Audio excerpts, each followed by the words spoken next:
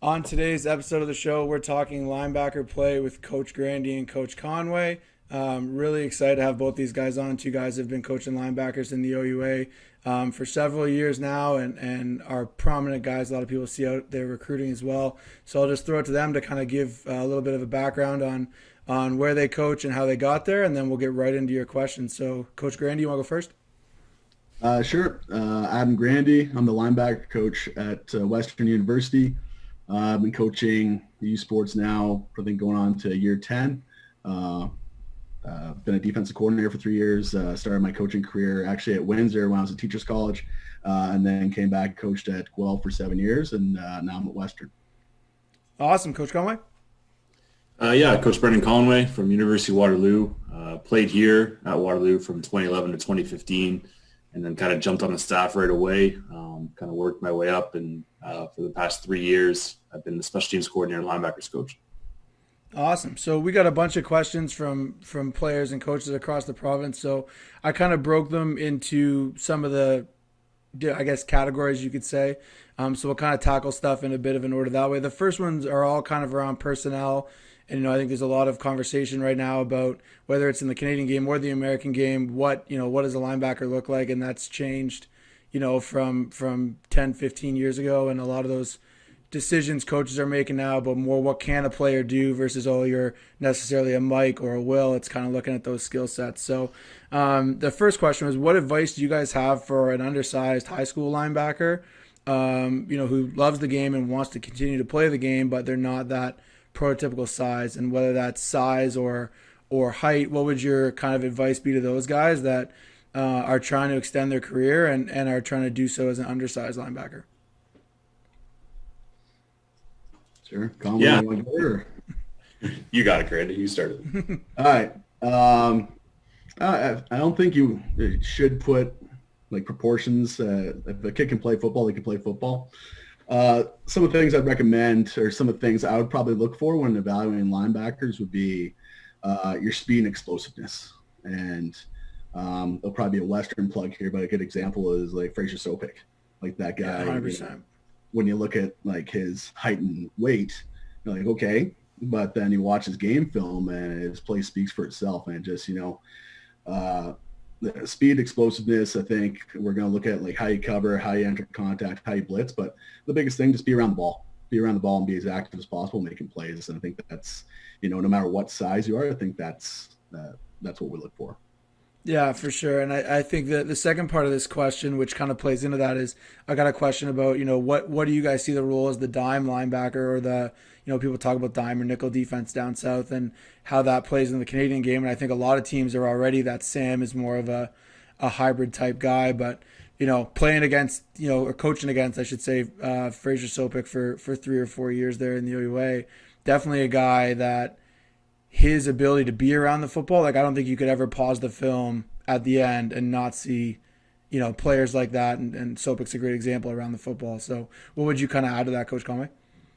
Yeah, I think the same point. Like, I've never really looked at a film and said, he's too short or doesn't weigh enough, or the opposite, right? Like, it's kind of, Coach Grandy said, as long as you're around the ball. And I think, we got guys in our roster, like Mike Reed, who's kind of, the similar build to that, right? Of like, he's not the prototype like Frazier either, and just makes plays. So that's all we're looking for. And the one thing I'd say is, like, don't worry about the undersize, like, embrace it.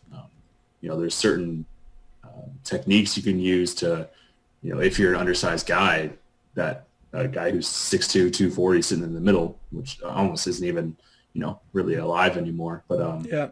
sitting in the middle, they're gonna do different things than you as a 5'10", 200-pound backer, right? So I think all of us, each of our schools and every school has the guys that are big and small and make plays, and just being around the ball is huge. Yeah. Yeah, I think there's a lot that can be said for that fact of not worrying about it, right? It's not that you're not going to try and get bigger, or try and get faster or whatever it is, but everyone's game's different, and there's so many guys that we go and see in high school that maybe they're playing a different position. Maybe we know, hey, look, you're 6 feet tall, but you've played, mostly receiver, your whole life. I think I remember hearing a story. Cam Walker, who played at Guelph for a long time, I think played for you, Coach Grandy, was a receiver in high Yep. school, was he not? And so there's guys that you get so worried about, oh, I'm too big for this or too small for that. Really, it's about being around the ball and making plays and using what you have to your advantage. I can think of a bunch of guys that I played with and coached with at Laurier that didn't meet those normal parameters, but they might have played a different position in high school, or they might have been a track guy in high school, so they were never putting on weight. And university coaches are more looking to see what you can do. We're usually pretty confident in our strength coaches that we can put on that 10, 15, 20 good pounds of weight that guys need. So I think that that's a great point. Kind of brings us into that kind of conversation. What do you guys see as the role of like that dime linebacker? And I know most teams, and we play you guys every year, so I'm pretty familiar with your guys' personnel the last couple of years. Most teams have really gone to that.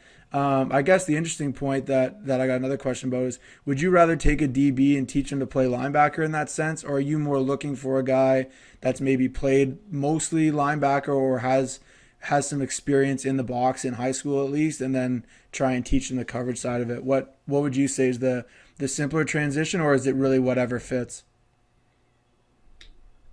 I For me, it's like I'm more likely to take a DB and teach Sam than I am to try to take that inside backer and put him to Sam. I think there's obviously some outliers there where, okay, this inside backer can move well and move out, but for what we face a ton and what we ask our Sam to do, it's a lot more of DB things that you just add a few LB things into, right? Like you look at a couple of our guys down the roster, like most of them came from the DB core, and now they put on the necessary weight to play Sam instead of asking that Will backer to lose some weight or gain some speed. I think it's an easier transition. The amount of passing we see, I know some of the teams we see, you got 2-back, 3-back sets still, but the amount of passing we see in the game now, it's almost like the dime LB is the true Sam backer, I would say. Yeah, for sure. Coach Grandy? Yeah, and that's a lot of good points there, Coach Conway there. The biggest thing I think when you're looking at that is there's that athleticism piece, which is tough to go from an inside linebacker to, a Sam linebacker there. So definitely the conversion's kind of been, in my experience, it's come from DB to that Sam or dime linebacker spot there. The other thing you have to think of is what offense are you going up against? Like Coach Conway said, we have, a lot more teams are playing fullback personnel, so you do need, that Sam to be gap responsible. So that's going to kind of affect the personnel you put in there. And then you get teams that are a bit more 5R, and so that's where that DB component comes into it, right? So it's a tough spot to find. It really is, because you have to have and play like, a DB in terms of coverage, and we're asking potentially play man coverage on sometimes the best receiver on the offense. And then, at the same point, you might be in the box having to, read pullers and, blitz and do all that stuff too. So it's a tough spot to feel, but there's, that's the nice thing about Canadian football. Like, if you're good enough, we'll kind of figure out a way to get you on the field. Yeah, and that's one of the fun things too, and seeing kind of, from my time as a player, at Laurier to now being coaching in the league for a few years, it's been interesting to see kind of the ebbs and flows of offensive football, and then how that's translated to people on defense. I think that dime backer spot, a lot of the times it's the hardest guy to find, but when you have a really good one, it makes such a huge difference, on the defense in general. And, that kind of brings me to my next question is, speaking in terms of, maybe more of a high school or summer ball situation in this context, because most teams we play have some sort of, passing game that they can use functionally if you're just going to, sell out to stop the run. But kind of giving advice to those high school coaches that might be playing a team that's 80-85% run, maybe they're changing personnel, or maybe they're out of a heavier personnel. What are kind of your guys' go-to ways that you might be able to use at a high school level if you're really playing one of those teams that's going to anchor down and run the football 8-9 times out of 10? And what kind of personnel changes, I guess, would you make if you're playing a team, like we just talked about, that Sam backer is really more of a DB? What consideration would you give at that point to maybe playing like the old school 3-4, or there's still even a lot of people who run the 4-4 stuff? And I know some of those guys are hybrids, like your outside linebackers in a 4-4, but what's your kind of strategy if you're playing a team that's really heavy run, and you kind of want to, escalate your run defense a bit? Yeah, I think like +1 in the box in some way, right? And I think if we're talking like varsity JV level of football, take your free safety or your weakest DB out and put in another backer and just play that 4-4, plug gaps in front of them, and or even go to the 5-3. I did that a couple times with Preds the last couple of years. Teams that 80% might be low for them running the ball, so it was just stop the run and you win the game, right? So plug the gaps up front and let your LBs flow. Especially if you have one really top end linebacker, plugging these 7 gaps in front of him and letting him just run to the ball is a great strategy for shutting those teams down that just run the ball, right? I can remember a couple times we've done that in the past with Preds and my time with Stamps when Grandy was the coach there and I was on the other side of the ball. But yeah, that was definitely like, just +1 and trust your DBs. And I think a lot of that has to do with making sure your DB can handle, those pressure situations.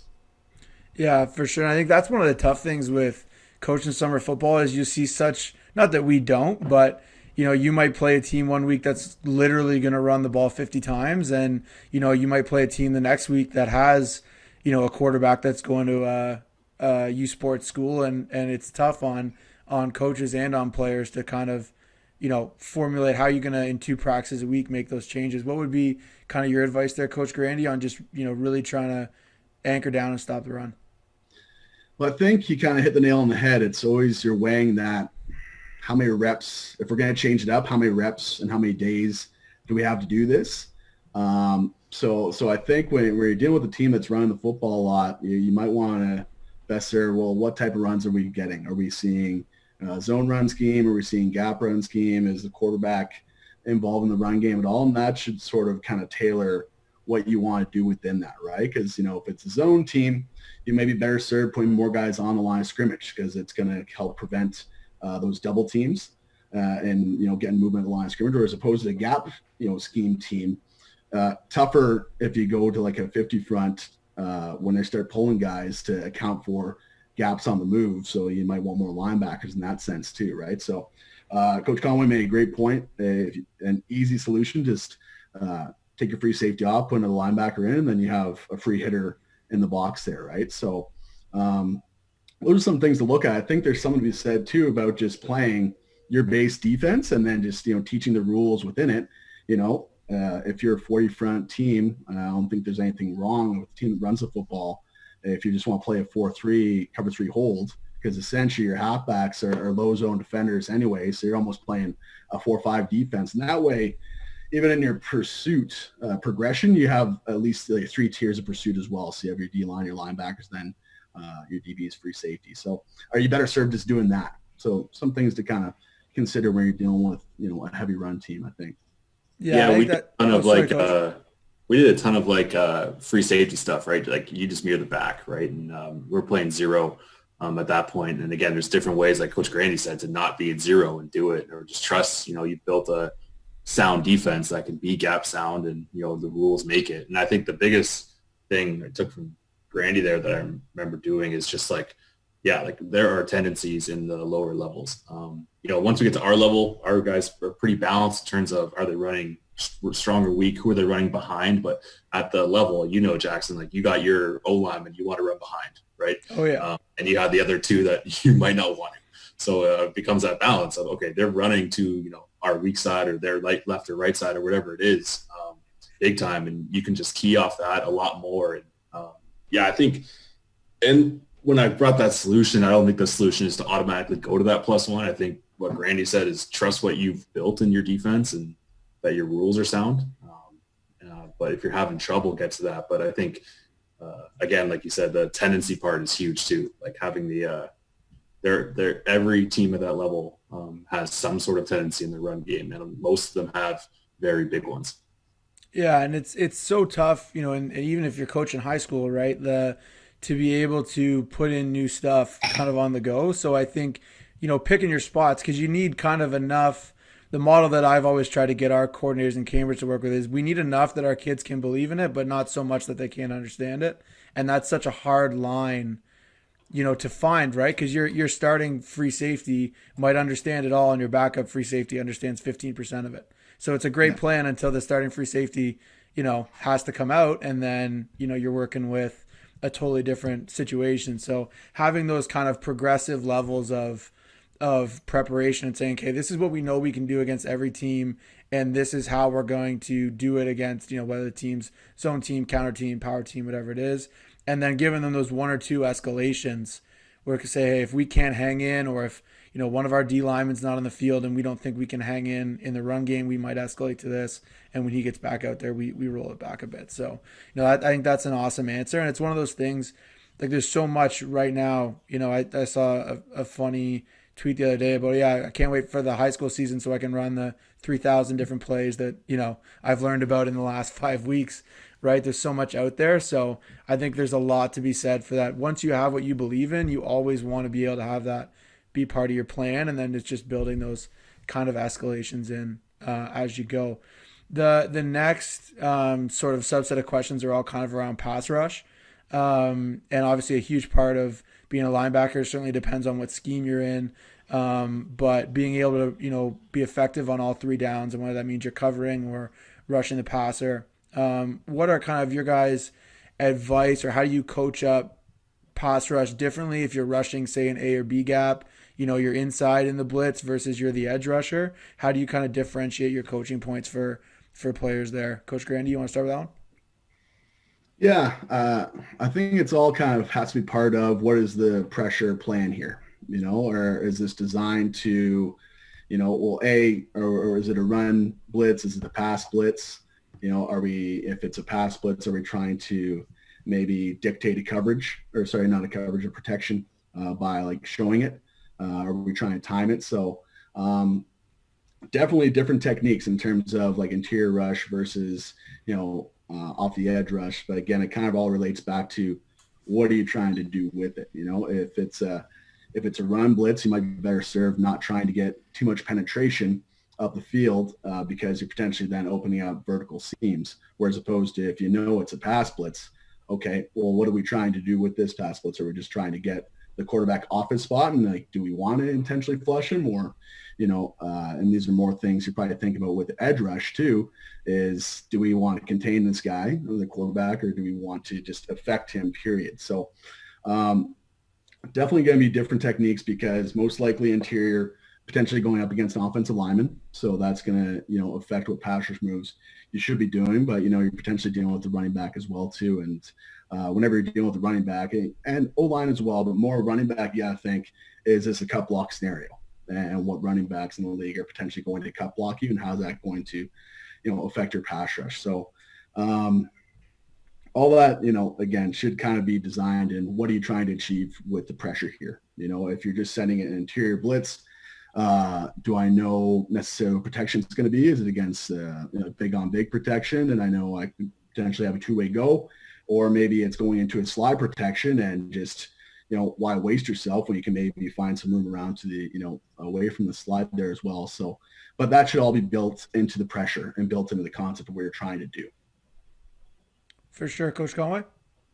Yeah, I think, and, just talking about straight up beating your man, and, talk about what's the scenario. Okay, so now if I'm designed in this one to, be the defeating my man, I think a big thing I talk to my guys about is it happens a lot quicker inside than it does outside, right? Like in that first step when you're blitzing inside, if when I have that two-way go, am I rushing my lane I'm in, or do I got to counter it, right? Based off the guard center or the running back stepping up, they're set versus outside.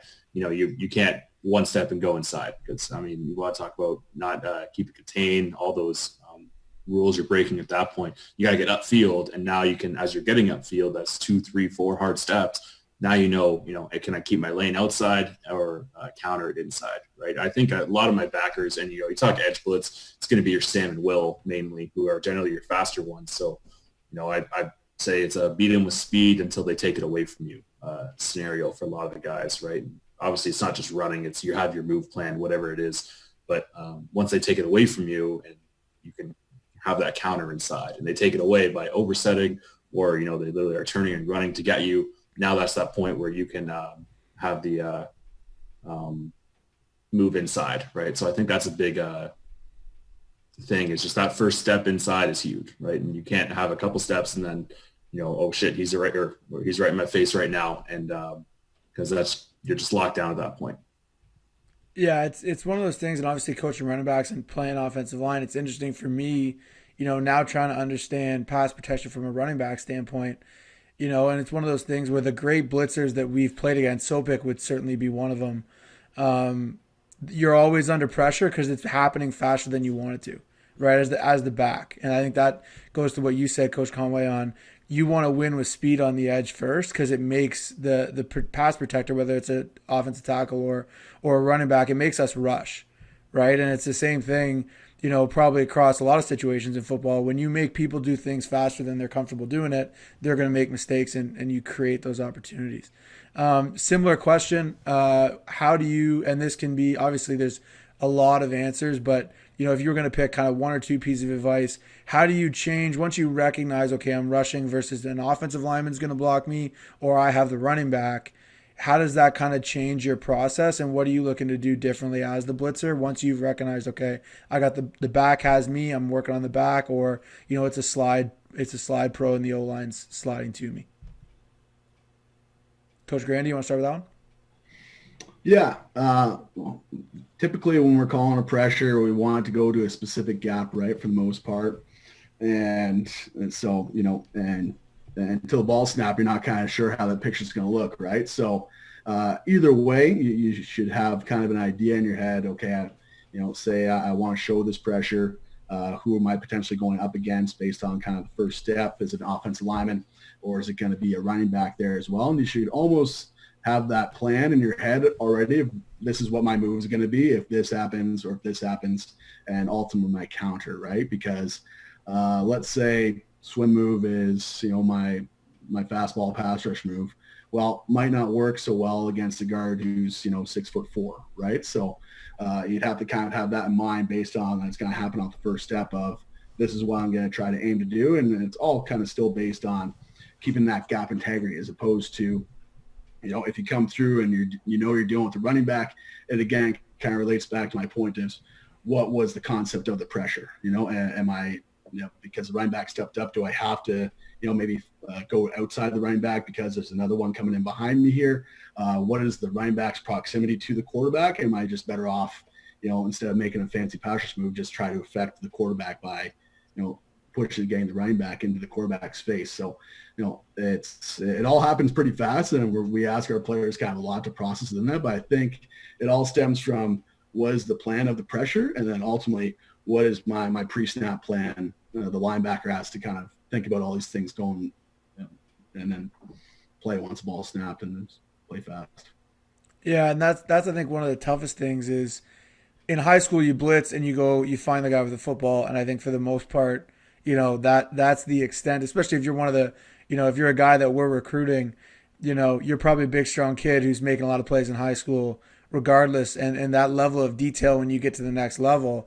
And it's the same thing with pass protection with running backs. You get a lot of guys they get away with very average or below average technique at the high school level because, they're big, strong kids. And I think you start to see some of the really good blitzers. Like when I was playing, Short Hill was at Mac and he was unbelievable off that field side edge, and all the intricacies that go into doing that. There's so much that guys have to learn once they get to our level. What would be kind of your advice there, Coach Conway, on how you're differentiating between taking on the back versus the O-line?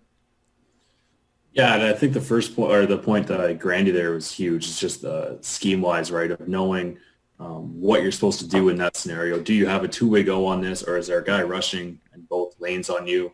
And what the pass pro is going to be, like you kind of mentioned there, Jackson.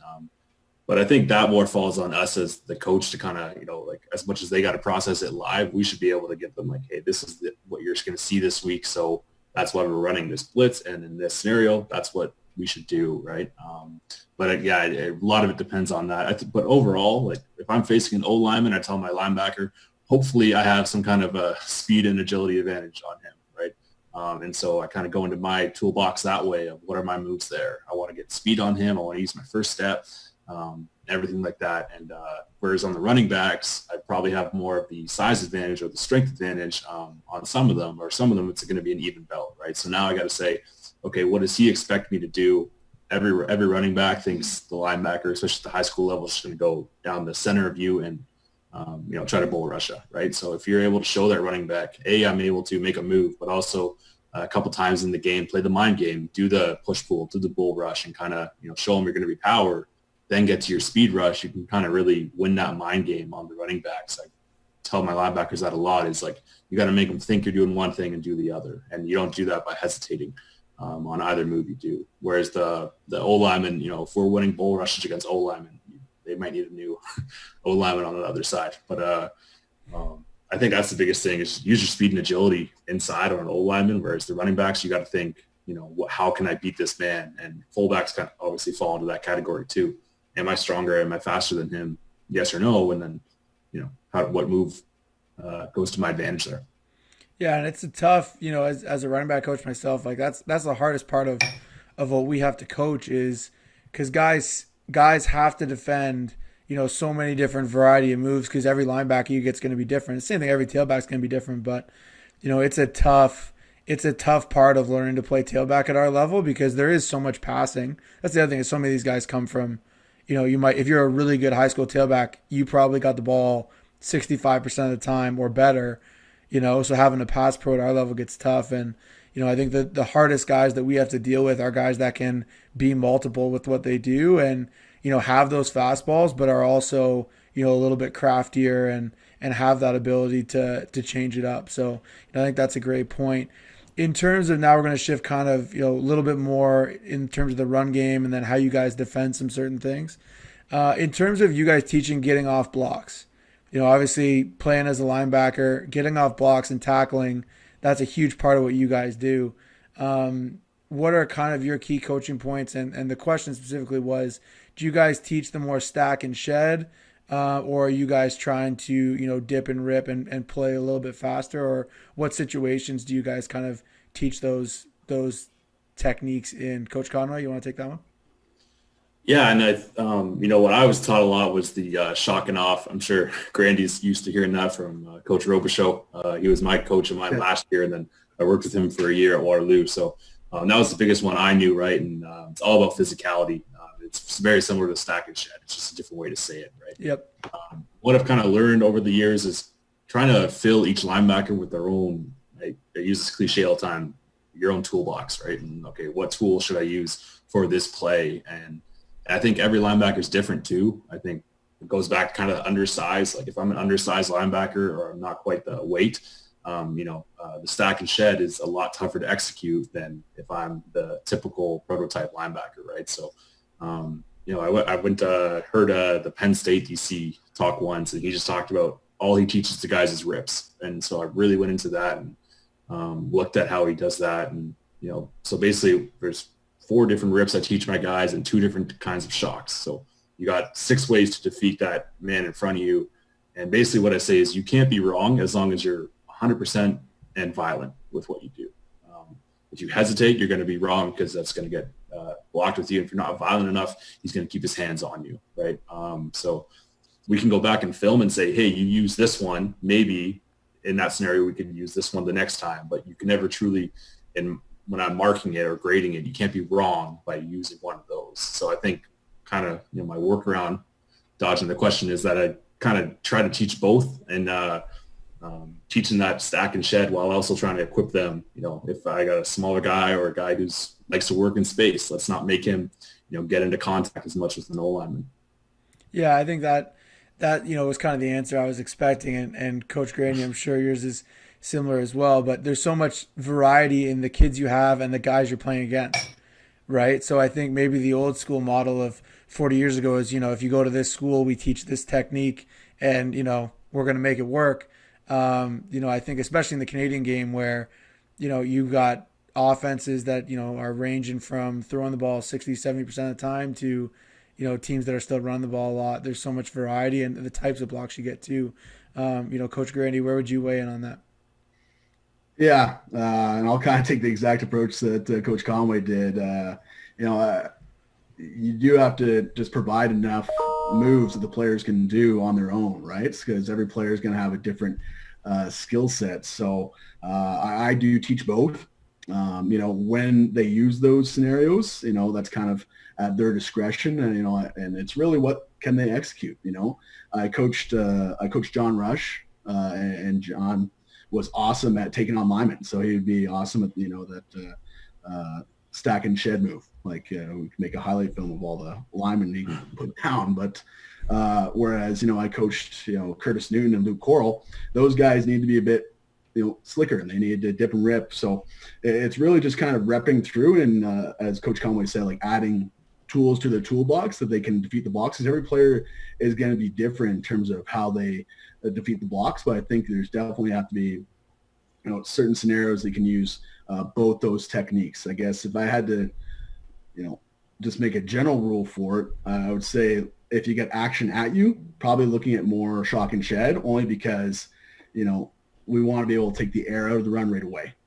Okay. But again, it's going to then relate back to what player's doing it, because you might be better off with there's action at you and you can slip the guard to dip and rip that. Right. But I think just as a general rule, I would suggest that players do this, but ultimately do what works. Whereas, if you're looking at play away from you, probably dip and rip puts you in a better pursuit leverage there. So I would teach that. But again, same thing. What can they execute? What do they feel comfortable with? Yeah, and I think that that's so important, as especially you get, players coming out of high school that are making the transition that might not have all those tools in the toolbox. They might not know what their favorite move is yet, right? You get a lot of guys, they do what they're comfortable doing, right? So anytime you can add something that a player can use, I think of a guy like Sopik, Reed's a good example, a guy that I played with and coached, Nakas Onyeka. They can all kind of do both, right? And that's what makes them the best players that are playing their position, is they're able to master kind of both of those ideas and concepts and then use them. Whereas you play other guys that, one game might look great because they were in situations where the stack and shed was good for them.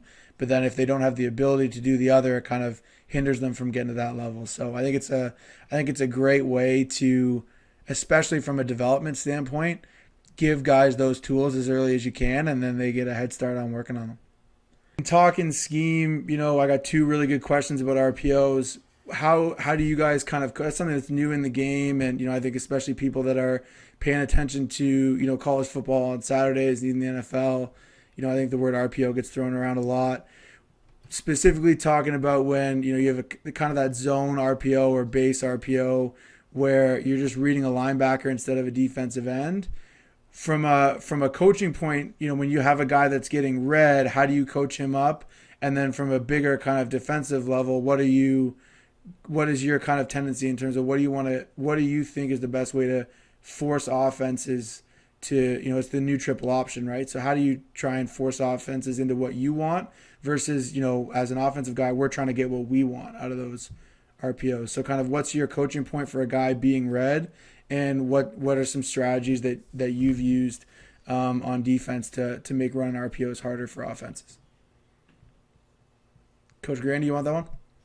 Sure. Easy solution is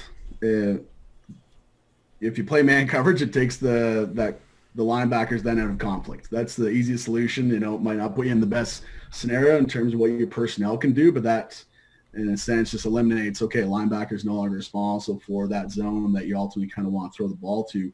And then they're just they can play run as they normally would. That's an easy solution. I guess the other thing you got to look at, if say you don't want to play man coverage, you don't feel you have the personnel to do it, can you just survive with, slow playing the linebacker and have them come downhill on the run? And maybe you're going to sacrifice a 3-4 yard gain, but still better than, if that hits in the window there, a 12-yard gain, right? So, can you live with that? I think other easy solutions, not easy solutions, just solutions to it. How do you help eliminate that passing lane of them trying to throw the RPO there? So if we're talking about just, your typical RPO where maybe you're reading the will linebacker, you're throwing slant in behind him. If you're in a strong front, that's pretty tough for that linebacker. You're responsible for the B gap, but also responsible for, hook curl or low inside wall, however you're playing it. Would be just, can you play a weak front and put a 3-tech in that B gap, and then that's hopefully at least expanded where that route has to get in behind the linebacker. So now linebacker has an A gap as opposed to the B gap, and now he's working on a bit more of a vertical drop. Is that just an easy solution for that? So just some things to think about when you're defending it. And then ultimately, if you can figure out what the offense is trying to read or who the read guy is, you can then start to either mess with the read, or you can just straight up dictate, okay, I know they're running RPO. This is what I want them to do within that. Yeah, I think that's a huge point. I think when you give an offensive guy the grease board marker and they start drawing up RPOs, they feel like they've solved football and it's all over, And I think that for the guys that have some experience running them, it's a great tool. But like you said, the defense has options, and I think more times than not, oh yeah, you're just going to give up 4 or 5 yards every time. The offensive guy goes, oh, I'll take that, until it's, you have a 3rd and 6 or 2nd and 6, and you're trying to get that first down. Are you still confident calling that RPO, right? Or your quarterback makes the one wrong read and you throw it right to the will. Are you going to come back, to the RPO again? So next question, kind of looking at defending, different things offenses do. What are kind of your guys' preferences for defending a team that's going to use a fullback or tight end? And kind of more specifically, if they're giving you that split zone look where the fullback is crossing the set a lot, how do you prefer to kind of defend that? And what would be the pros and cons of that type of approach? Coach Conway, you want to take that one?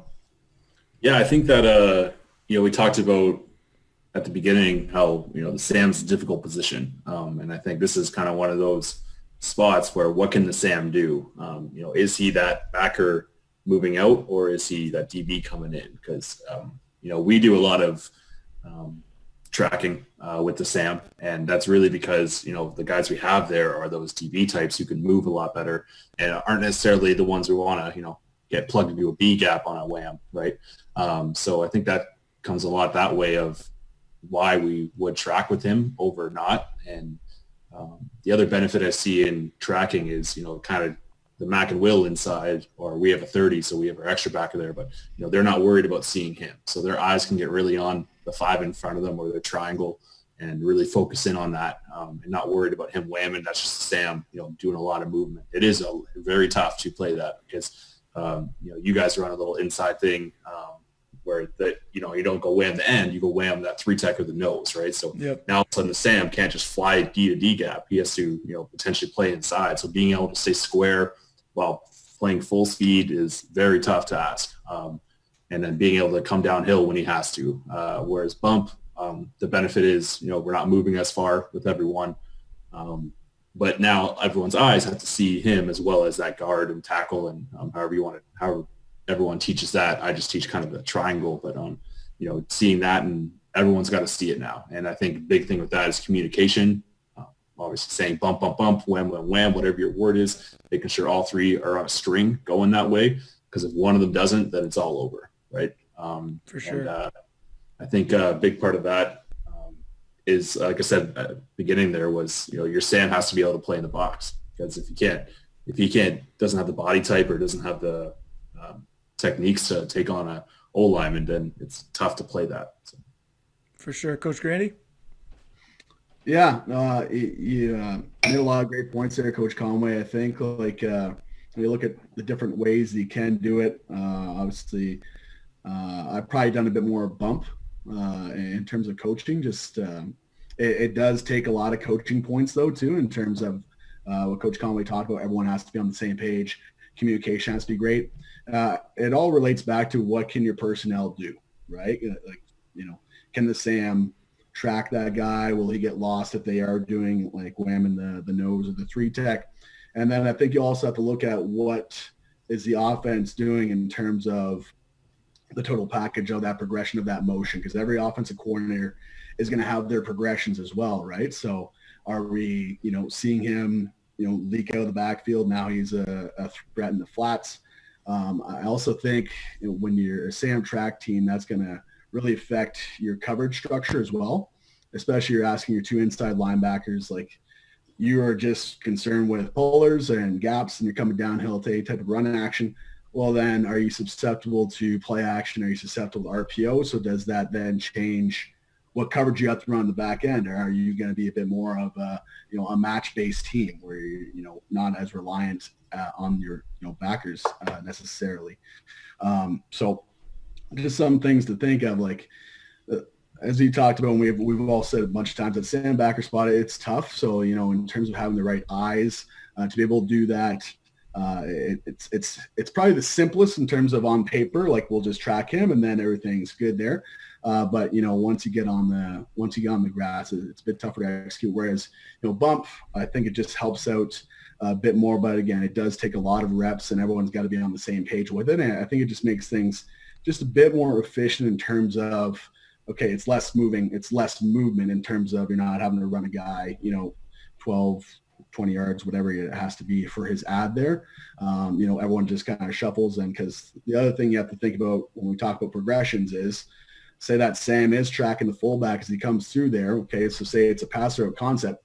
Most of the offensive coordinators we play against usually have it designed so it's a rub route concept anyway. So that guy's going to get picked kind of as he comes across there too. So it's, just all the types of things you have to consider when you're debating whether you're going to be, a bump team or you're going to be a Sam track team. I think in the end, it relates back to what can your personnel do. And also I think you have to almost put yourself in a scenario where you can almost play a bit of both. So you can kind of almost play that game within a game, with the offensive coordinator there, and not just give them, okay, this is their hard role for this, and at least kind of give a bit of, flexibility and answers that you can kind of go back to your guys with and say, okay, they hit us with this. This is how we're going to adjust to it now. But, it's tough.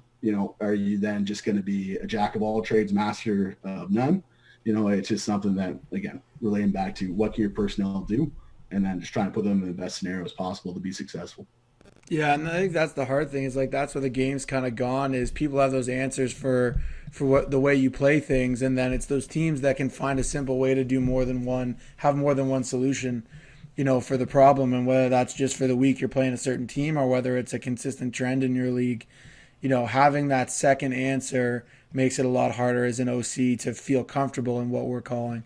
Last question, guys, and I really appreciate your time. In general, what's the kind of hierarchy, the number one thing you're looking for if you're recruiting a linebacker prospect? Coach Conway, you want that one first? Yeah. I think we obviously always love a guy who can come run fill and do everything that way. I think the most overlooked thing, if we're looking for one thing that I don't see in a lot of tapes, is that ability to play in space and play sideline to sideline, right?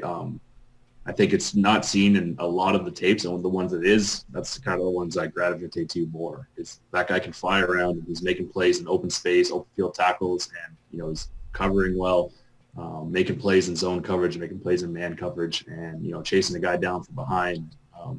Because at the end of the day, the amount of tapes we look at, everyone's got the tape on there that shows they can run fill, right? Obviously, that's kind of what you got to do in high school football to be successful. So I think that's the biggest overlooked thing. And I think the most overused thing in film is just that free blitz hit on the tailback, right? Yeah. If you can't make that play, then we're not even chatting. You know what I mean? Like having one or two to show your violent side in those is nice, but I don't want to see that for 2 straight minutes. Right? You're not showing me anything in terms of playing potential, right? So yeah, those are my kind of 2 main overlooked and overused. Coach Grandy? Yeah, that's a lot of things. I think in general we're kind of looking at what I like to see is just, and we mentioned it with the Sam linebacker spot, but I think just, all 12 of your guys on defense need to be athletic. So it's always good to see, good athleticism, which I think you're alluding to a little bit there, Coach Conway, by being able to play in space. It's always kind of a bonus when I watch film of, okay, this guy was also the team's tailback as well, or he returned kicks, or, there's a bit of kind of variety and kind of skill sets in their game. That's always, a benefit, I think, when we're evaluating highlight film.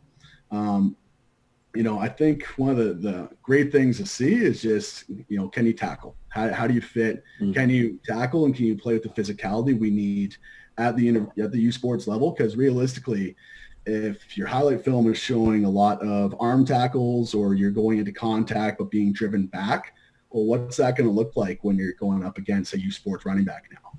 So really like the idea of, seeing a guy, how they enter contact, full speed, and finishing on a win and moving that guy back, I think is a huge selling point in terms of, we can teach the scheme, we can teach all of that, but I need to kind of see these intangible things and like these skills there. So I would say, athleticism and then, physicality in terms of, tackling ability.